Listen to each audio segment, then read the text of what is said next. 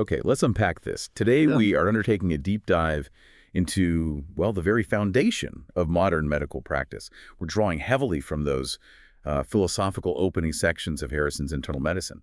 Our mission isn't really about cataloging the newest treatments. Yeah. Instead, we want to explore that fundamental question. How do the core values of medicine, the crucial human element, how do they survive and maybe even thrive in an age just defined by this, like dizzying high technology, precision science, and just overwhelming data? It's such an essential place to start, really, and the editors of the Harrison's text, they anchor their entire discussion in this quote from the 1950 edition. It acts as this kind of perpetual ethical touchstone. It states, "No greater opportunity, responsibility, or obligation can fall to the lot of a human being than to become a physician." Wow, that sets the professional bar incredibly high, doesn't it? It really establishes the practice of medicine as almost a sacred calling, not just, a job. Precisely. And the text immediately emphasizes the need for this crucial triad. You need the technical skill, you need the advanced scientific knowledge, and you need human understanding. The authors push back instantly against that reductionist tendency of science. They remind us that the patient is not just a mere collection of symptoms, signs, disordered functions, damaged organs, and disturbed emotions. Which I suppose is how modern imaging, or maybe even a large language model and artificial intelligence, might be trained to see them. Just a collection of data points. Absolutely, and that's the danger. The patient is a human being, fearful and hopeful, seeking relief, help, and reassurance. That simple, powerful sentiment, it really establishes the necessary human context for everything we're about to discuss. It's that constant reminder that the objective science, well, it has to serve the subjective human. Yeah, and the pace of scientific change since 1950 is, well, it's almost unimaginable, isn't it? We have molecular genetics, robotics, advanced imaging, artificial intelligence, all tools that just didn't exist in that context back then. Right. Yet the Harrison's text insists that two principles must endure despite this scientific explosion. What are those non-negotiables? Well, the first is the ultimate goal. The prevention, early diagnosis, and effective treatment of disease. That remains constant, obviously. The second, and this is really the heart of our deep dive today, is that a deeply trusting relationship between the physician and the patient remains the absolute core of effective patient care. Technology might, augment the doctor's ability to diagnose, but it cannot substitute for the trust that's necessary for the patient to heal, or even just to comply with complex care plans. Okay, let's get into that. The science, the art, and the relationship itself. Right. So starting with the scientific engine, because, it defines the age we live in. Modern medicine is built on deductive reasoning applied through technology.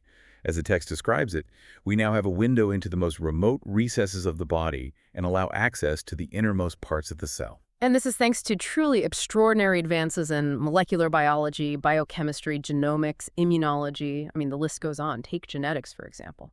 We're not just looking at single gene defects anymore. Researchers are now deciphering these staggeringly complex mechanisms, how entire regulatory networks of genes operate, and how subtle changes, maybe across many different genes acting in this kind of integrative way, affect cellular function and ultimately whole organism health. Right. And we've also gained a completely new appreciation for stem cells, Yep. how they function in, say, tissue renewal and repair, and conversely, how their dysregulation contributes to so many widespread diseases, most notably cancer. And then there are these entire new domains of research that, well, barely registered a generation ago. Precisely. We now grapple with what they call omics data, Hmm. Genomics, proteomics, metabolomics. These are the massive data sets generated by studying all the genes or all the proteins or all the metabolites in a given organism. It's just vast. And fields like epigenetics, which study how environmental factors can influence gene expression without changing the underlying DNA sequence, well, they're transforming our understanding of chronic disease. We're starting to link things like diet, lifestyle, even psychological stress directly to measurable changes in genetic activity. It's quite profound. That's incredible. But all that microscopic data, it's kind of useless, isn't it? Unless we have the tools to visualize its effects or maybe implement solutions quickly. Which brings us, I suppose, to the revolution we've seen in areas like vaccinology. That's a perfect connection, yeah. The text highlights how the combination of vaccine platform technology and cryo-electron microscopy, or cryo-EM, really transformed the field. Cryo-EM, it's actually a Nobel Prize-winning technology, allows scientists to take these rapid snapshots of biological molecules, like, say, viral spike proteins at near atomic resolution. Wow, So instead of just guessing the shape of the molecule, they could actually see it in high definition. Exactly. And that structural clarity enabled researchers to design vaccines based on precise structure. That's a major factor in the, well, unprecedented speed and success with which interventions like the COVID-19 vaccines were developed. It really showcases modern science working at its absolute peak. But all this science generates a truly overwhelming amount of information, doesn't it? Which is where I guess big data analysis and artificial intelligence or AI become essential tools. They really do. Informatics now allows physicians to interrogate the medical records of millions of individuals simultaneously. And the sheer size of this data set yields new, previously hidden insights into disease causes, maybe optimal treatment stratification, prognosis. It's quite powerful. This includes the rapid growth of machine learning specifically for enhancing clinical predictive accuracy. Yeah, we hear constantly about algorithms that can, like, diagnose retinal disease or read a mammogram with superhuman speed and accuracy. The technology is phenomenal. But where does the Harrison's text draw the line? Why shouldn't we just rely on the superior data processing power of the machine? That is the pivotal question, isn't it? It really defines the modern physician's struggle. The text provides this vital, non-negotiable caveat. While AI is incredibly valuable, we absolutely must learn its value and its limitations. The mandate is clear: physicians must not abdicate decision-making entirely to a computer algorithm. But why not? I mean, if the algorithm is 99% accurate, isn't that safer in the long run? Well, because medicine isn't just a 99% math problem, it's fundamentally a human problem. An algorithm can't understand the nuances of patient autonomy or risk tolerance or, the social consequences of a diagnosis. For instance, an algorithm might recommend a really aggressive treatment based purely on survival statistics, but it might fail to account for the patient's strong preference for quality of life over, say, 2 extra months of suffering, or maybe the financial and familial chaos that aggressive treatment might cause. The physician, with their human judgment, remains the final arbiter. They have to reconcile the cold data with the patient's individual reality. Okay, so if that technological reconciliation, that sort of filtering of data through human experience, is necessary, then what precisely is the art of medicine that Harrison's talks about? The art is that critical layer of human judgment that technology just cannot touch. The text defines it as the ability to identify the crucial elements in a complex history, and that often includes filtering out massive amounts of, well, incidental data. So wait, with all these tests and all this information, a doctor actually needs the intuition to spot an incidental finding, like a clinical red herring, that might be completely unrelated to the actual disease. That is absolutely crucial, yes. As the number of diagnostic tests increases, so does the likelihood of uncovering some statistical outlier or finding that is completely unrelated to the patient's primary complaint. It just happens. The art involves determining whether that finding is actually a meaningful clinical clue or just a distracting artifact that should probably be dismissed. Furthermore, the art requires weighing the risk. Does the proposed test or measure or treatment entail a greater risk or cost or inconvenience than the disease itself? This sophisticated combination of knowledge, intuition, experience, and judgment, that is the art. And the text stresses it's just as vital as the scientific base, especially for the future of precision medicine. Right. And that blend of science and art, it must begin right there at the bedside, with history taking. The text emphasizes that the patient must be given the opportunity to tell their story without frequent interruption. Now, that sounds simple, but I imagine in a rushed environment, it's really hard to achieve. It is fundamental, though, because it's the primary opportunity to establish trust. The physician must offer genuine interest, encouragement, and perhaps most importantly, space. Just let them talk. The goal isn't just an orderly listing of signs and symptoms, but the patient's full narrative, their worries, their misconceptions, their own context for the illness. You need the whole picture. And the physician needs to be like hyper alert to nonverbal cues too. Yeah. Things like inflections of voice, facial expressions, gestures, body language, those unspoken elements. Absolutely. They offer profound insights into the patient's true perception of and reaction to their symptoms. Often, a small, seemingly irrelevant anecdote related by the patient, maybe a description of some stressful event that happened just before the symptoms started, that might be the key to solving the entire medical mystery. This history-taking process, it establishes that unique patient-physician bond. It helps the physician appreciate the full financial, social, psychological implications the illness carries for that individual. The text adamantly warns that a hurried approach, which is often driven by time constraints, risks the patient withholding highly relevant information. And of course, confidentiality is paramount to this whole process. Yeah, that makes sense. It reminds me of the importance of just being physically present.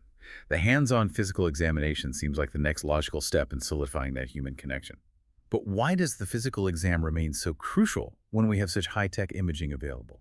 Well, while diagnostic tests are plentiful, the hands-on exam remains indispensable. It has to be methodical, thorough, and always conducted with respect for the patient's comfort and modesty.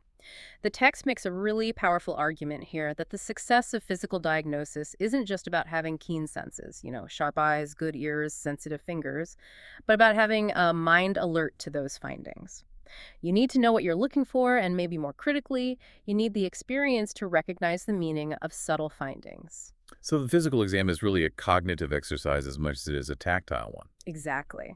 And the act of examination itself fosters communication. It has this profound reassuring effect on many patients, and it strengthens the patient-physician relationship simply through the physical attention being paid. Critically, a thoughtful, hands-on examination can sometimes render a complex, expensive laboratory finding completely unimportant in the grand scheme of things. Can you give us a quick example of that? How could an exam make a lab test less relevant? Certainly. Imagine a thorough physical exam reveals a characteristic heart murmur associated with a mild, maybe long-standing heart valve problem. Let's say a certain type of echocardiographic regurgitant lesion found on imaging. Now, knowing the patient's overall clinical presentation and maybe the stability of that finding over time from previous exams, the physician might be able to confidently determine that an aggressive, immediate workup or further expensive testing is actually unnecessary. Because the exam already provided the context that makes that lab or imaging finding clinically benign for this specific patient, it contextualizes the data. Ah, I see. So the physical exam can actually save the patient from unnecessary diagnostics, which brings us neatly to the importance of the judicious use of those diagnostic studies themselves. Physicians rely heavily on tests, MRI, CT scans, PT scans, specialized labs, but we have to remember their limitations, right? Absolutely. The precision of modern technology can sometimes give these tests an aura of certainty, almost. But we have to remember that the instruments themselves, the tests, or the subsequent interpretation are all fallible. Things can go wrong. Physicians must constantly weigh the significant expense of these advanced procedures against the real value of the information they're likely to provide. We are mandated, really, to be stewards of resources. And there's a major caution flag raised around screening tests, isn't there? The ones performed routinely on millions of people. If you test enough people, slight abnormalities are statistically guaranteed to be common. That is absolutely correct. These slight abnormalities often just reflect normal physiologic variation or maybe mild statistical noise in the measurement. An extensive workup for an isolated, slightly abnormal result in an otherwise perfectly well person is frequently wasteful, unproductive, and often very anxiety-inducing for the patient. The physician's job is to determine its potential significance within the broader clinical context. Often that starts with the simple step of just repeating the test to rule out a lab error before ordering a whole cascade of further investigations. And the same caution applies to imaging, that temptation for rapid, comprehensive diagnosis using a CT or an MRI scan. Yes, while it's tempting, unnecessary imaging is costly. It subjects the patient to procedures they might not need, and it risks leading to the investigation of an incidental, totally irrelevant finding. The text uses the term iatrogenic complication here, which basically refers to a problem or illness caused inadvertently by the medical intervention itself. In the case of imaging, that complication might be the unnecessary biopsy of a small, benign nodule found completely by chance. A skilled physician must use these powerful diagnostic tools judiciously, always asking that critical question: will the results alter management and demonstrably benefit the patient? If the answer is no, or even maybe, then the test is likely unnecessary. Right. So all of these skills, the science, the art, the judgment, they all feed into the heart of the matter, the patient-physician relationship itself. And that core philosophy seems captured by that famous quote from Francis W. Peabody: "The secret of the care of the patient is in caring for the patient." This quote really represents the definitive philosophical shift, I think. Patients must be viewed as individuals whose problems transcend just their physical complaints. They are not cases or units or admissions. And the language we use really matters here. Treatments might fail to benefit patients, but patients do not fail treatments. That subtle difference reinforces the primacy and the dignity of the individual. So the required attitude for the physician, then, must be to instill confidence and offer reassurance while actively and rigorously avoiding things like arrogance, impatience, or just seeming hurried. Professionalism needs to be coupled with genuine warmth and openness to help alleviate the patient's anxiety. Absolutely. The relationship requires profound empathy, understanding the patient not just in terms of their physical complaint, but also their familial, social, cultural, even spiritual backgrounds. It's the whole person. The ideal foundation demands thorough knowledge of the patient, mutual trust, and clear communication, all built upon the principle of shared decision-making. It's a partnership. Okay, let's break down the components of that relationship. Informed consent comes up first. Right. And informed consent is not merely a formality, like signing a form. It reflects two fundamental ethical principles. First, acting in the patient's best interest, and second, respecting patient autonomy, their right to make their own choices about their body and care. So the process has to be a dialogue, definitely not a monologue that just leads to a signature on a dotted line. Precisely. Physicians have an absolute mandate to communicate clearly and understandably. They need to fully discuss all realistic alternatives for care. And that includes the choice of doing nothing, which is always an option. They must explain the risks, the benefits, and the likely consequences of each alternative, whether it's a diagnostic procedure or a therapeutic measure. And crucially, using language the patient can actually grasp. Avoid jargon. And the physician really has to ensure the patient thoroughly understands these risks and benefits. That must be difficult, especially when the patient is dealing with fear and anxiety. It is difficult, but essential. The text specifically advises repeating the discussion, maybe answering questions in an unthreatening and supportive way, perhaps with family members present if the patient wishes, just to ensure comprehension. Patients are often inhibited, you know. They might hold back from asking clarifying questions because they fear an uncertain future, or they don't want to appear unintelligent. This clear communication also helps mitigate misunderstandings if an unavoidable complication occurs later down the line. And ethically speaking, special care must be taken to ensure the physician seeking consent has no real or even apparent conflict of interest that might somehow skew their recommendation. Transparency is key. Okay. Now, moving to perhaps the most difficult aspect, the approach to grave prognosis and ultimately death. This is undoubtedly the most profoundly distressing circumstance a physician faces. Communicating an incurable diagnosis when premature death seems inevitable. The emotional weight is just immense. It must be the ultimate test of that art of medicine we talked about. The agonizing questions are, what do you tell the patient? What do you tell the family? How much? When? What life-sustaining measures are appropriate to even consider? And critically, how do you shift the focus towards optimizing the quality of life that remains? Transparency is stated as the requirement, yes, but the delivery of that information requires profound sensitivity and careful pacing. The text points out, interestingly, that even patients whose families attempt to shield them from the full truth often possess keen insights into their own condition. They often know more than we think. So a wise physician uses open communication almost as a sensitive assessment tool, trying to determine what the patient actually wants to know and when they want to know it, pacing the information accordingly to avoid overwhelming them. So it's not a one-time info dump. It's a dynamic process of listening and disclosure, tailored very specifically to the individual's emotional readiness at that moment. Exactly. And ultimately, the patient must understand the expected trajectory so that appropriate plans, legal, spiritual, familial, can be made. That's part of responsible care. In the face of terminal illness, the guiding principle changes quite dramatically.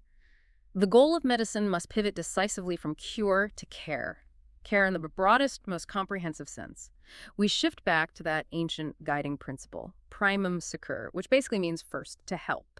When you can't cure, you help. And what does that comprehensive care actually entail when a cure is impossible? It demands that the physician provide, or at least arrange for, emotional, physical, and spiritual support.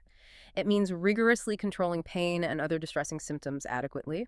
It involves maintaining human dignity at all costs and actively working to avoid the patient's isolation from their family and loved ones. These aspects, unfortunately, can sometimes be overlooked when the hospital environment remains singularly focused on aggressive life-sustaining equipment, almost fighting a battle that ultimately cannot be won. And there's a systemic challenge mentioned here regarding consistency and communication among the various providers involved in complex end-of-life care situations. That is a major hurdle, yes. Patients and their families often receive differing, sometimes conflicting, messages from various members of the healthcare team. You know, the surgeon says one thing, the specialist another, the resident, the nurse.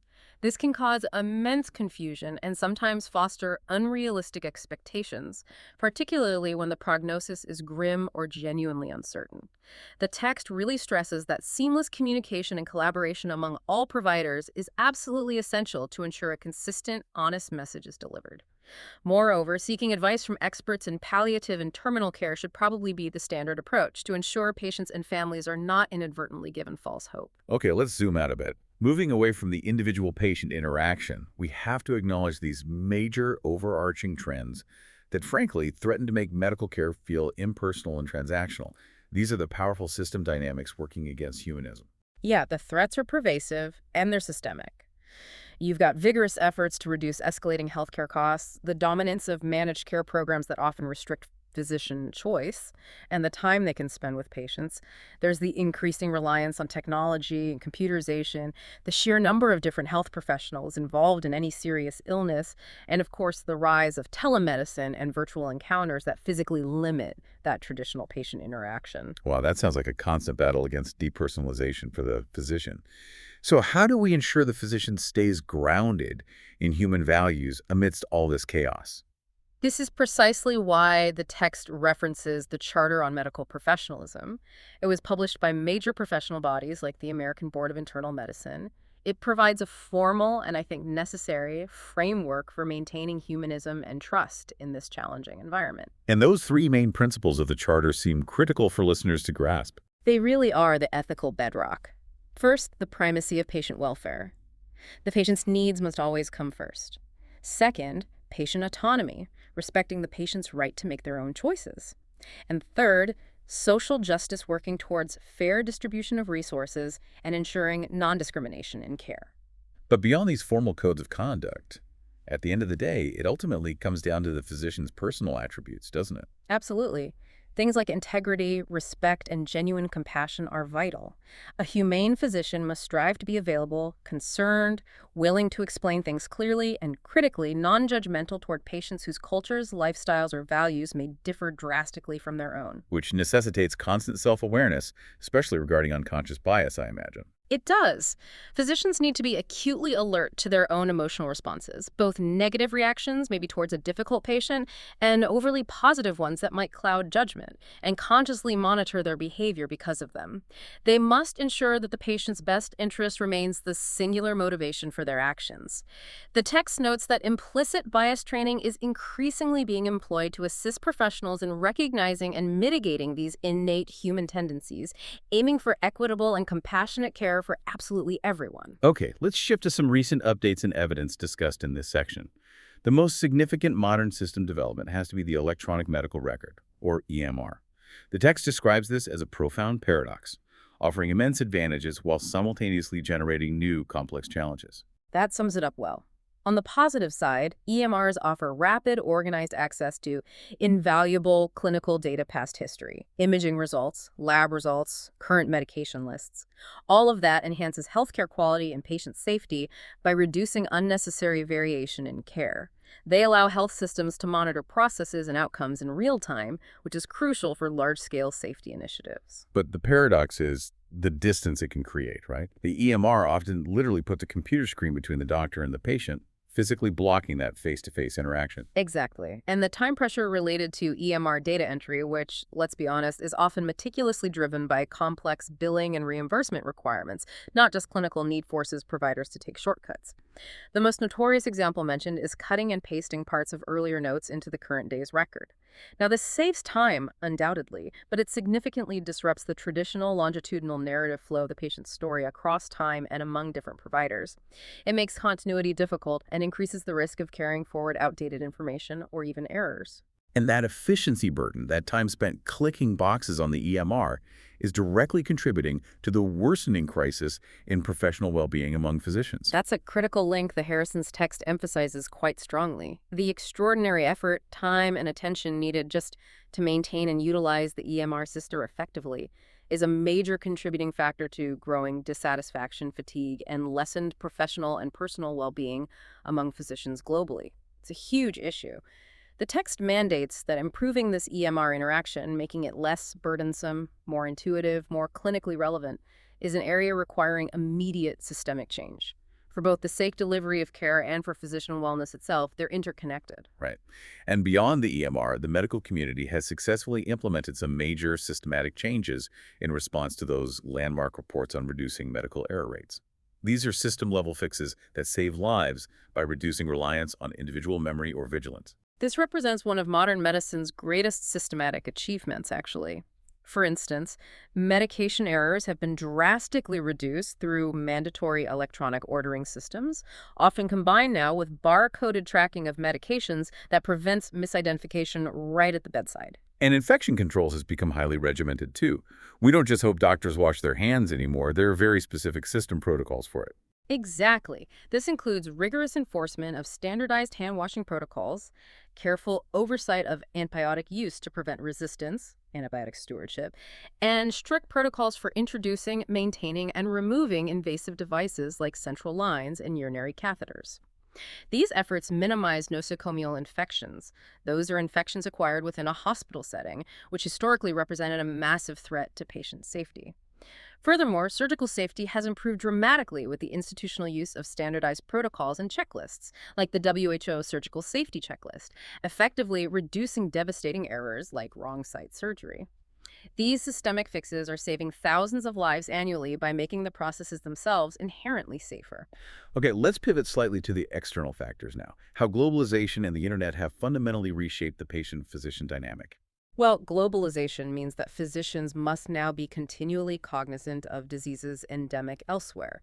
Travel patterns, climate change, they rapidly alter the global disease profile, so you need that awareness. But the internet is perhaps the most immediate and pervasive change impacting the daily interaction. Patients often arrive at clinic visits with sophisticated or at least plentiful information about their illnesses, having searched their symptoms online extensively. The physician's role here shifts fundamentally. You move from being the sole repository of knowledge to being more of an information editor. An information editor. So guiding the patient through that sea of data, validating what's accurate, clarifying misconceptions, and applying what is actually relevant to their specific situation. Yes, precisely. Helping the patient navigate the often confusing and contradictory information landscape. But there is a massive danger attached to this endless source of information. A critical caveat raised is that virtually anything can be published online, easily circumventing the traditional peer review process that's essential to academic rigor and scientific validity.